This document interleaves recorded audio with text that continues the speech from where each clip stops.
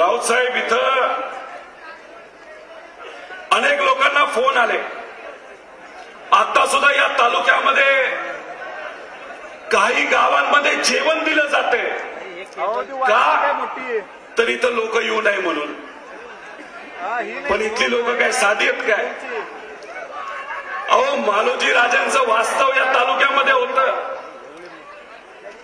या तालुक्याली आपल्याला पहिले छत्रपती दिले, छत्रपती शिवाजी महाराज. या तालुक्यामध्ये छत्रपती शिवाजी महाराजांचा विचार, पुण्यश्लोक अहिल्यादेवी होळकरांचा विचार, शिवशाहू फुले आंबेडकरांचा विचार, अण्णाभाऊ साठेंचा विचार हा लोकांच्या मध्ये, ध्यानामध्ये, रक्तामध्ये हा भिनलेला आहे. त्यामुळे हे जे काही लोक बोलतात ना, जायचं नाही, करायचं नाही, या दहशताला ही जनता घाबरणारी नाही. अहो, या महाराष्ट्रामध्ये काय चाललंय? फक्त दबाव तंत्र चाललंय. आसपासच्या तालुक्यामध्ये सुद्धा अशाच पद्धतीने फोन केले जातात.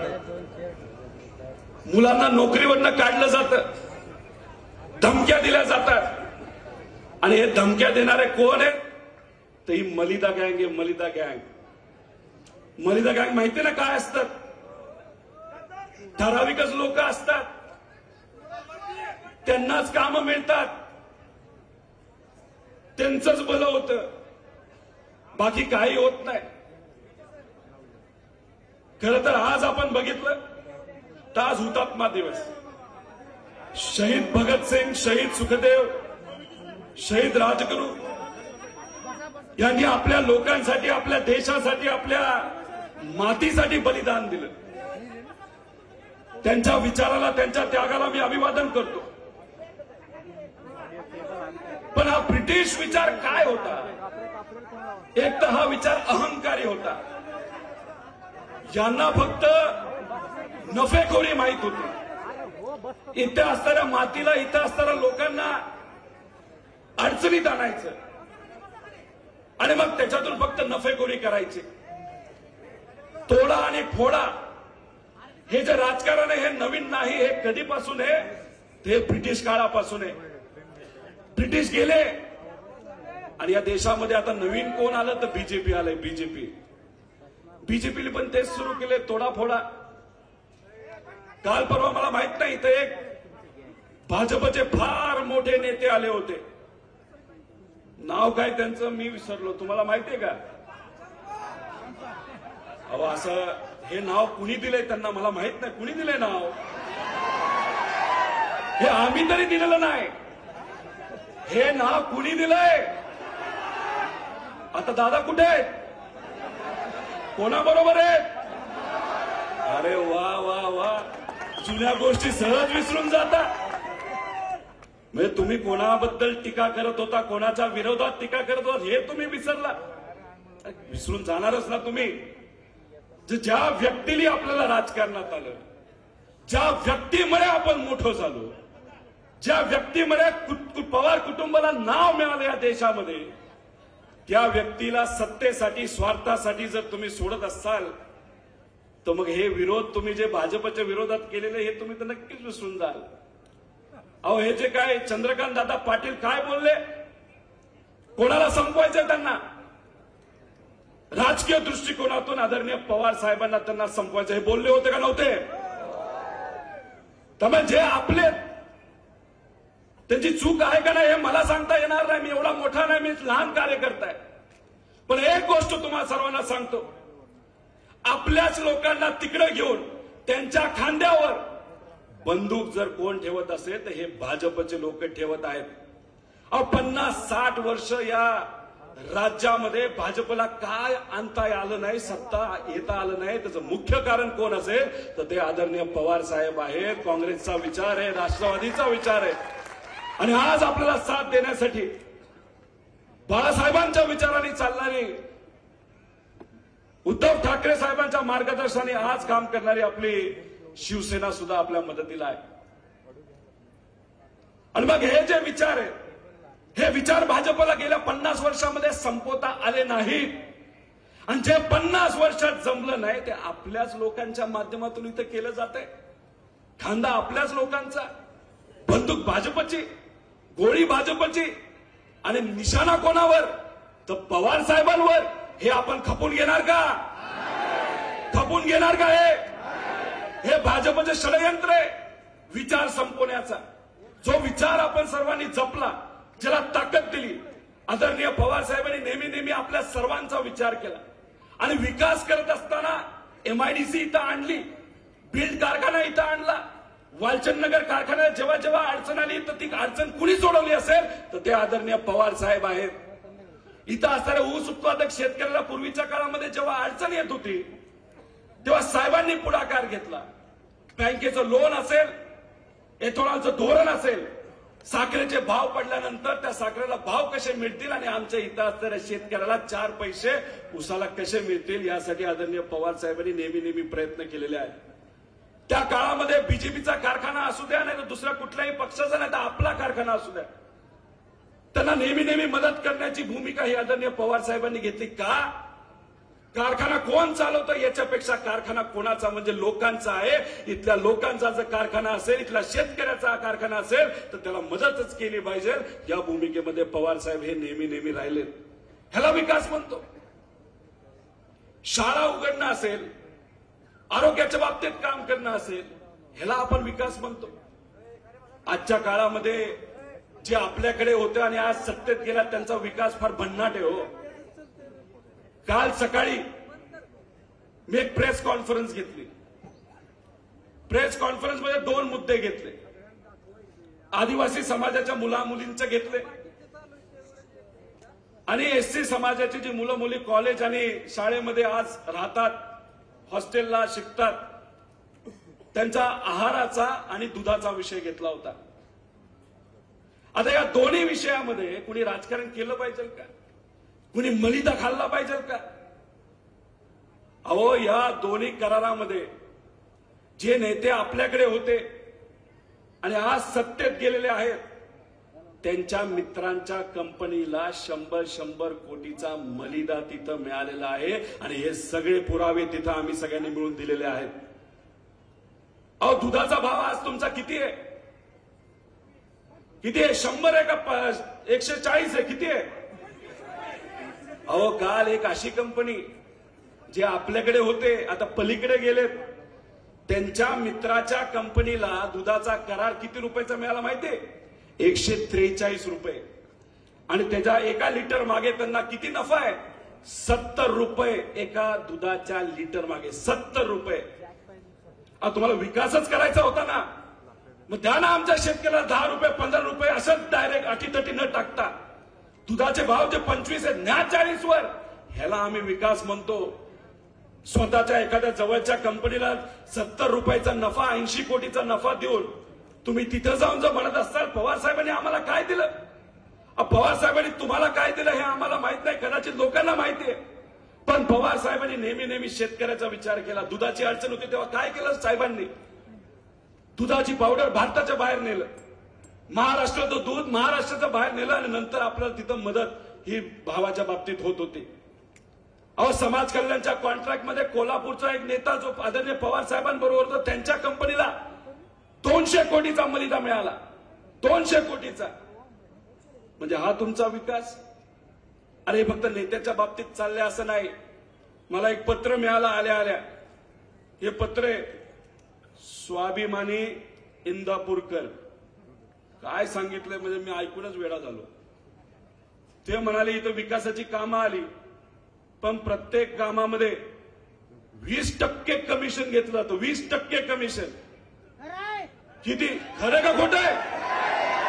खरं का खोटं आहे? किती कोटीची कामं आली हो इथं? मी ऐकलं रोडची 700 कोटीची कामं आली. माझं गणित चुकतंय, मला जमत नाही गणित. 700 कोटी 20% किती होतं? 140 कोटी कोणाला मिळाले? मला माहित नाही, तर तुम्हाला माहित असेल, तुम्ही रोज इथं राहता. मग विकास कोणाचा झाला सांगा? विकास कोणाचा झाला? हा? अहो, मला तर एक माणूस कांदलगावचा भेटला. तो म्हणला आमच्याकडे रोड झालेत. म्हणलं चांगली गोष्ट आहे. ते म्हणले कागदावरच झालेत. म्हणजे काय? पैसे काढले पण रोड नाही झाले. असं झालंय का? कांदलगावचं कोणी आहे का इथं? झालं का असं? रोड दिसलेत का? नाही, रोड नाही झाले, पण पैसे निघाले. अहो, मला असं कळालंय की इथं बरेच खडी मशीन आहेत का? असतील आपल्या युवा कार्यकर्त्यांचे असतील ना, गरीबाचं एखादं पोरग त्याला हाताला काम दिलं असतील. आहे का खडी मशीन इथं? आहे. कोणाची आहे? अरे विकास चाललाय राव. 98% लोक राहिली बाजूला आणि 2% लोकांचा विकास मात्र भरपूर चाललेला आहे. मला तुम्ही सांगा, जल जीवन मिशनची इथं कामं चालले का? सुप्रियाताईंनी त्याचा पाठपुरावा केला होता आणि या मतदारसंघामध्ये मोठ्या प्रमाणात निधी महाविकास आघाडीच्या काळामध्ये आला होता. जल जीवन मिशनची कामं कुणी घेतलीत? कुणी? अरे म्हणजे जे काम आलं त्याच्यावर जर 20-25% जर तिथं कमिशन घेतलं जात असेल तर ह्याला विकास म्हणतात का? मग जर काही लोक फक्त मोठी होत असतील आणि तुम्हाला जो फोन येतो, साहेबांच्या कार्यक्रमाला जाऊ नका, सुप्रियाताईंच्या कार्यक्रमाला जाऊ नका, हा फोन कोण करतं? कोण करतं तुम्ही मला सांगा? मलिदा गँगच करते ना. मग अशा पद्धतीने ठराविक लोकांनाच तुम्ही मोठं करणार असता तर हे लोकांना कसं पटेल? वेगळ्या वेगळ्या गावामध्ये तुम्ही जाता, गरीब लोकांना एकत्रित आणता आणि मंदिरामध्ये शपथा घ्यायला लावता. आणि शपथा त्यांनी कशासाठी घ्यायच्या? तुम्ही मलिदा गँगला मोठं कराल म्हणून त्यांनी शपथा घ्यायचा का? अरे काय चाललंय या मतदारसंघामध्ये? मी तुम्हाला सांगतो, हे योग्य नाही.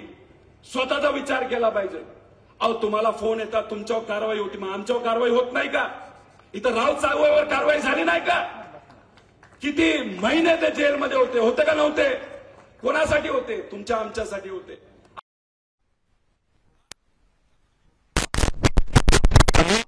मी चुकलो का हो? तुमचे जर एखादी थोर व्यक्ती असेल, वडीलधारी व्यक्ती असेल, त्या व्यक्तीच्या बाजूने, विचाराच्या बाजूने तुम्ही थांबणार का नाही थांबणार सांगा? मग मी माझ्या आजोबा बरोबर राहिलो, काय चूक केली याच्यामध्ये? मी माझ्या विचाराबरोबर राहिलो, काय चूक केली का? आणि मग या बलाढ्य शक्तीच्या विरोधात हा छोटासा कार्यकर्ता तुमच्यासारख्याच जर लढत असेल आणि कारवाई होणार हे माहीत असताना सुद्धा लढत असेल, त्याला खरं म्हणतात विचार. काही लोक म्हणतात वय झालं की भजन करा. अरे वय झालं की फक्त लोक भजन करतात का? अहो, मला 5-5 वर्षाची मुलं सुद्धा माहिती जे भजन करतात, कीर्तन करतात. अरे पण त्याला अध्यात्म कळलं पाहिजे, त्याला भजन काय कळलं पाहिजे, सकारात्मक विचार काय असतात हे कळलं पाहिजे. आणि ज्यांना कळतं ते अशा प्रकारचा भेदभाव करत नाही आणि अध्यात्म आणि भजनाबद्दल तर कुणीच बोलत नाही. अहो, मी बोललो तर माझं वय काढतात, मला बच्चा म्हणतात. पण चांगलं ना, लहान पोरं कशी असतात? बच्चा असतात पण दिलचे सच्चे असतात. आणि आदरणीय पवार साहेबांचं वय काढतात. अरे काय चाललंय? अरे आम्ही युवा असलो ना तरी आज आदरणीय पवार साहेबांकडे बघितल्यानंतर आम्हाला सुद्धा लाज वाटते. 84 वयाचे युवा आहेत ते, आणि ते आपल्यासाठी आणि या महाराष्ट्राच्या स्वाभिमानासाठी आज लढत आहेत. आणि यांच्यावर तुम्ही टीका करता. अरे काय बाबा, काय अवघडच आहे. खरं तर खूप काय मला बोलायचंय, पण मला आपल्या सर्वांना सांगायचंय की आपल्याला कुठेतरी विकासाच्या बाजूने राहणं फार महत्वाचं आहे. केंद्रामध्ये आपले अनेक विषय असतात. शेतकऱ्याचे विषय आहेत, आरक्षणाचे मुद्दे आहेत. आता इथं राऊत साहेब आहेत. मी त्यांना विचारतो की जेव्हा पार्लमेंटमध्ये खासदार संभाजीराजे साहेब जेव्हा बोलण्याचा प्रयत्न करत होते, भाजपचे नेते आणि तिथं असणारे खासदार त्यांना बोलून देत होते का साहेब? काय विषय मुद्दा मांडत होते? आरक्षणाचा, मराठा आरक्षणाचा मुद्दा. तुम्ही रेकॉर्ड काढा, भाजपचा एक सुद्धा खासदार नाही ज्यांनी मराठा आरक्षणाचा मुद्दा हा पार्लमेंटमध्ये मांडला. कुणीच नाही. गपचूप शांत. आणि तिथं संभाजीराजे बोलण्याचा प्रयत्न करत होते, त्यांना सुद्धा त्यांचा आवाज दाबण्याचा प्रयत्न केला, पण राऊत साहेबांनी पुढाकार घेतला आणि त्यांना तिथं बोलण्याची संधी मिळाली. आणि यांच्याबरोबर अजून कोण व्यक्ती लढत होतं? मराठा समाजासाठी, धनगर समाजासाठी, लिंगायत समाज, मुस्लिम समाज, या सगळ्यांना आरक्षण मिळालं पाहिजे. तर तुमच्या सर्वांच्या लाडक्या खासदार सुप्रियाताई सुळे तिथं लढत होत्या. मग भाजपचे एवढे खासदार महाराष्ट्रातून गेले असतील तर तिथं तोंड का उघडत नाही? का बोलत नाहीत? त्याचं मुख्य कारण असं आहे की भाजप यांना बोलूनच देत नाही. आता कसं चाललंय, 9 खासदारकी मिळणार होती, जावं लागतं का काय दिल्लीला? आम्ही तरी एकच शिकलोय लहानपणीपासून, मराठी माणूस हा स्वाभिमानी माणूस असतो, दिल्ली समोर कधी झुकत नाही, हे आम्हा सगळ्यांना माहिती आहे ना. आम्ही इथं आहोत, किती वेळा दिल्लीला जावं लागतंय. 40 आमदार आहेत, 1 खासदार आहे. एकनाथ शिंदे साहेबांकडे पण किती कोण आहेत काय काय आज काय सांगता येणार नाही. जावं लागतंय दिल्लीला, स्वतःच जावं लागतंय. आणि एक असा पक्ष आहे त्यांचा एकच आमदार आहे, खासदार तर सोडाच. त्या पक्षाला तिथं बोलवण्यासाठी पण त्यांचे मोठे मोठे नेते येतात. या रे बसा रे बसा रे, ही अशी पद्धत आहे. बाळासाहेब ठाकरे साहेब जेव्हा होते तेव्हा हे दिल्लीतले भाजपचे नेते मातोश्रीवर जायचे, मातोश्रीवर म्हणजे महाराष्ट्रात यायचे आणि तिकिटीचा वाटाघाटी व्हायचा. आणि आज बाळासाहेब ठाकरेंचा विचार घेऊन आम्ही पुढे लढत आहोत. मग तसं असेल तर कशाला जाताय दिल्लीला? कशाला तिथं तुम्ही झुकताय? अहो तुम्हाला माहिती आहे, गेले 3 दिवस झाले उदयनराजे साहेबांना सुद्धा तिथं वेळ मिळत नाही. 3 दिवस झाले दिल्लीत बसले, दिल्लीत. अहो त्यांच्याबद्दलचा आदर आहे आम्हाला. ते ज्या घराण्यातून येतो त्या घराणा म्हणजे आमच्यासाठी फार मोठं आहे.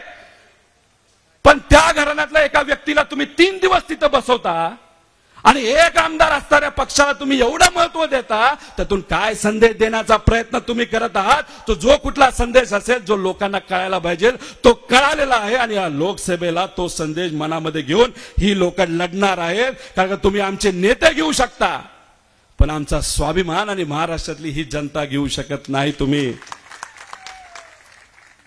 मला आपल्या सर्वांना जाता जाता एवढंच आहे की आपल्या या बारामतीकडे सगळ्यांचं लक्ष आहे,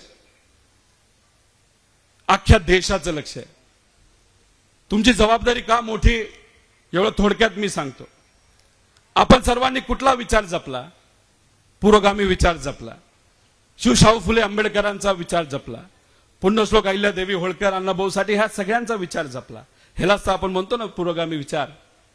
संतांचा विचार जपला.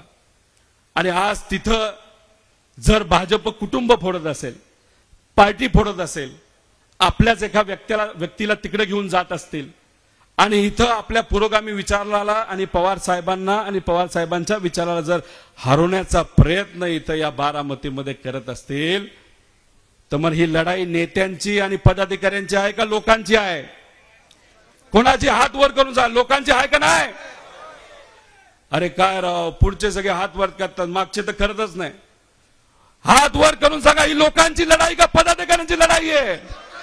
अख्ख्या देशाला दाखवून द्यायचंय महाराष्ट्रातला प्रत्येक व्यक्ती आणि आधीची पिढी ही पुरोगामी विचारासाठी लढली, छत्रपती शिवाजी महाराजांच्या विचाराने लढली. आणि आम्ही त्या विचाराने आजपर्यंत लढलो असेल तर तुमचा प्रतिगामी भाजपचा विचार, त्यांनी कितीही पैसा खर्च करा, कितीही ताकद लावा, पण आम्ही इथं आमचा विचार म्हणजे पुरोगामी विचारालाच मतदान करणार, हे अख्ख्या देशाला दाखवण्याची वेळ आज या ठिकाणी आलेली आहे. आणि प्रत्येक व्यक्तीला मला सांगायचंय की हा जो निर्णय घेतलाय आम्ही सर्वांनी, ते एका संस्कृतीतून घेतलेला आहे. माझ्यावर प्रेशर होतं, ठीक आहे कारवाई वगैरे त्या आहेत, पण जेव्हा ही घटना घडली, जेव्हा मी घरी गेलो, तेव्हा माझा मुलगा 6 वर्षाचा आहे, माझी मुलगी 10 वर्षाची आहे. या वयामध्ये सुद्धा त्यांना ईडी काय हे माहिती आहे. बघा काय परिस्थिती झाली. लहान पोरग दुसरीत सुद्धा गेलं नाही, त्याला ईडी माहिती. पण लहान मुलांनी काय सांगितलं माहितीये का? मी काय म्हणतो माहितीये, बच्चा पण दिल का सच्चा का असतो. लहान पोरं मला काय म्हणतात माहिती का? मला धमकी देतात, काय निर्णय घेणार आहेस? माझी मुलं, मी माझ्या आई वडिलांचं पत्नीचं तर बोलतच नाही. लहान पोरं काय निर्णय घेणार आहे? म्हणलं बाबा वेगळाच थाट आहे यांचा. मी आजोबा बरोबर राहणार आहे. नक्की पंजोबा बरोबर राहणार का? मी म्हणलं हो राहणार. जर पंजोबाची साथ सोडली तर आम्ही तुझ्याशी बोलणार नाही, अशी लहान पोरं मला सांगतात. अहो बाप झाल्यापासून मी विचार करतो आणि ही घटना घडल्यानंतर की समजा मी आज जर माझ्या आजोबाबद्दल मी वेगळ्या पद्धतीने वागलो, ज्यांनी मला विचार दिला, आदर दिला, शिकवलं, त्यांना जर आज सोडून मी सत्तेत गेलो, स्वार्थासाठी जर दुसऱ्या विचाराबरोबर गेलो, तर 10-15 वर्षानंतर ही लहान पोरं जी माझ्या निर्णयाकडे बघत आहेत, तर उद्या जाऊन कदाचित ते मलाही म्हणतील तू तुझ्या आजोबा बरोबर नाही राहिला, आम्हाला तुझ्या बरोबर राहायचं नाही. असं होऊ शकतं का? नाही होऊ शकतं. ह्यालाच तर विचार म्हणतात. आणि हे विचार या पिढीसाठी नसतात. तो आपल्याला एक संदेश द्यावा लागतो पुढच्या पिढीला. आणि आज ती वेळ आलेली आहे संदेश द्यायची की तुम्ही सत्तेसाठी, स्वहितासाठी विचार आणि पक्ष सोडून गेला असला, कुटुंबाला सोडून गेला असला, तरी जनता ही पवार साहेबांचं कुटुंब आहे. अहो, वड मोठा झाला तरी त्याच्या पारंब्या असतात. भाजपला मला सांगायचं, 1-2 पारंब्या तुम्ही काढल्या म्हणजे काय वडाला काय अडचण येत नाही. कारण का पवार कुटुंब फक्त पवार आडनावाचं नाही, या महाराष्ट्रातली प्रत्येक स्वाभिमानी जनता म्हणजे आदरणीय पवार साहेबांचं कुटुंब आहे. आणि आजच्या काळामध्ये या कुटुंबाकडनंच, या पवार साहेबांकडनं तिथं लढला जाणार आहे.